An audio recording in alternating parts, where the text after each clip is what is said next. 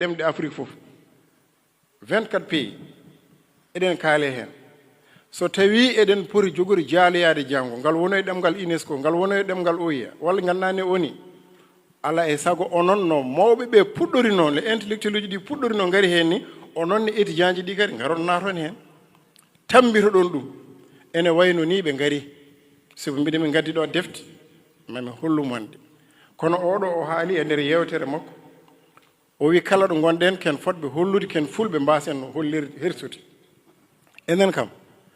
mbere pulaagu sene hollire hollirte ko hinere nde walla ko tengade nde walla ko tuppo ngo walla ko boɗowol ngol walla ko janca ba walla ko caaya ba walla ko paɗel mukke ɗe walla ko lastique ɗe holko so pular so pullo ene foti darade feññino hoore mum kala ɗo woni holko foti feññinde ɗon son mbaɗanoma ɗum namdal onon holko wonata jaabol muɗum kay ala haydara foti hollireɗo tan ko ɗemgal ay pullo wona juutde hinere pullo wona boɗowol wona ɓalowol pulaagu ko jikku ma won mo weli ma won mo welani so ɗemgal ene jaaño e aduna ƴañorto ko so leñol ene jaaño ene jaalorto ko ɗemgal seɗe yaatirde caggal ko ɗemgal wadde ko ɗemgal poɗɗen darade kolliren onon no gonɗon ɗo hannde no poɗɗon ni Allah de ne wawi taw on ɓuuri ɗo kono so tawi tan ko ni poɗɗon e oɗo université min kam kululam heewi so tawi tan ko ni poɗɗon e nder oɗo université mbiɗa jogii kulol mawngol par ce que ko jeunesse e étudiant ji jogii leñol so tawi tan ko ni poɗɗon oɗo école no e mawnude ɗe saalejo no mbawi mawnude ni ɗi ɗo tan ɗeɗo saalejo no mbawi mawnude ko jiimi ko puɗɗimi ɗitan fayi ko tawi tan ko ni poɗɗon min mbiɗa huuli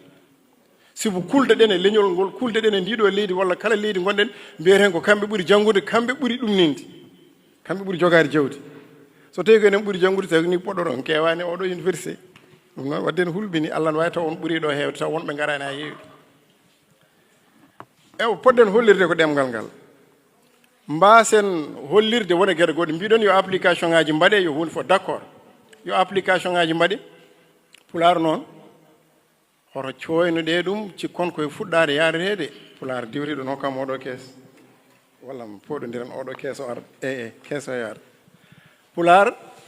diwti ngare ha mbaɗen application ngare ha janggen walla ngare ha binden so tawi oɗon jiiɗi ummanade ɗemgal ngal e wadde pelle moɗon ɗeɗo ɗe mbaɗoton ɗe on tinnoto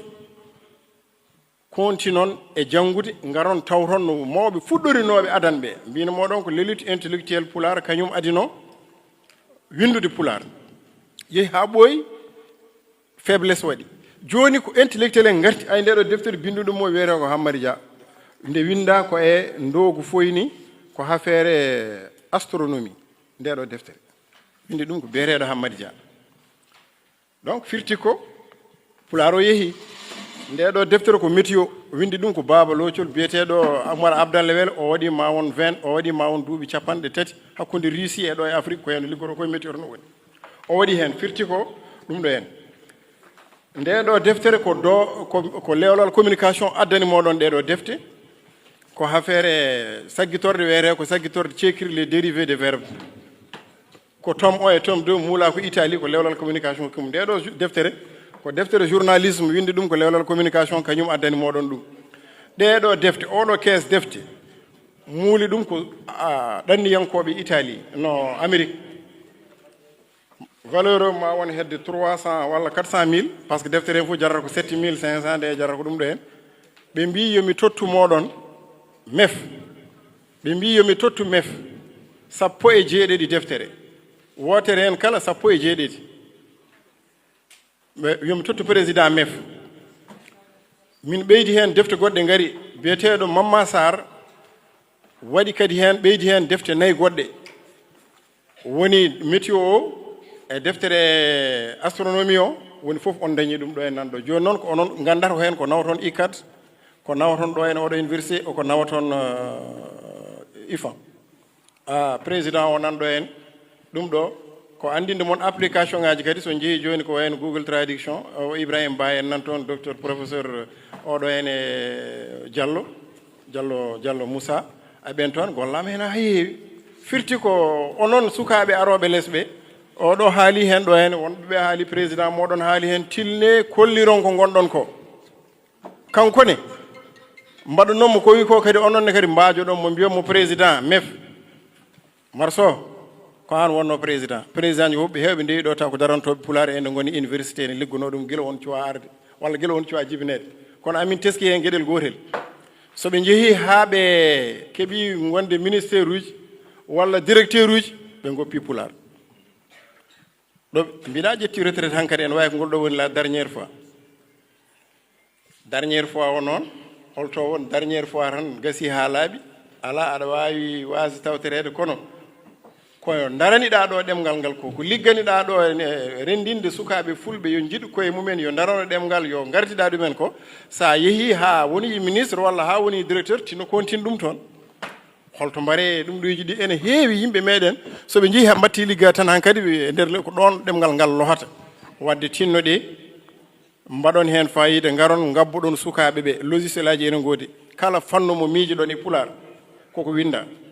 kala matière scientifique bo ay oɗo en docteur Falil Sy heccanki o lanci application goto ene wiye ono wiyatno hono mo ganduɗa application Etudiants Arena ko un laboratoire numérique pour les sciences du hasard. Un laboratoire numérique pour les sciences du hasard ko o lanci application e logiciel o waɗi heccanki université Nouakchott o waɗi toon ɗum ɗo ɗum woodi koye anglais et français et pulaar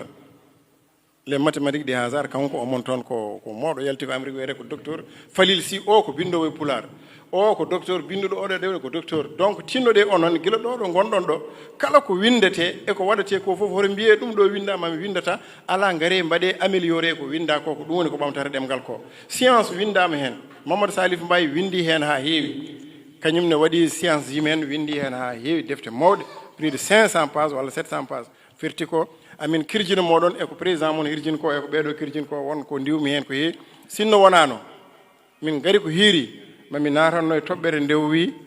les variantes du pulaar selon les régions walla ko way noon ɗo ha Nigéria mi anda holko quelles sont les causes ko waɗi les variantes ene gora nawa taw Fouta Diallo jiiɗa walla linguistiquement wonɗo waɗata hen variante la langue pulaar est une langue vivante wona une langue morte wona kadi ɗemgal ngal gandanɗa hoore maɗa ene wawi ene jogui lakkine wonde gaddina dialecte Guinée taw serti e ga ɗum wona lakkine par ce que allemand aɗa wawi naate nder allemand tan taw ko ɗemɗe ɗi sa yi est ɓe gan jiidano kaldata kono haɗani ɗemgal mumen winde ene jangge ɗum wona erreur wona ella kono noon mi natata mi junnatake hen mbiɗe moɗon encourage moɗon tinno ɗon ɓeydon jangde moɗon tinno ɗon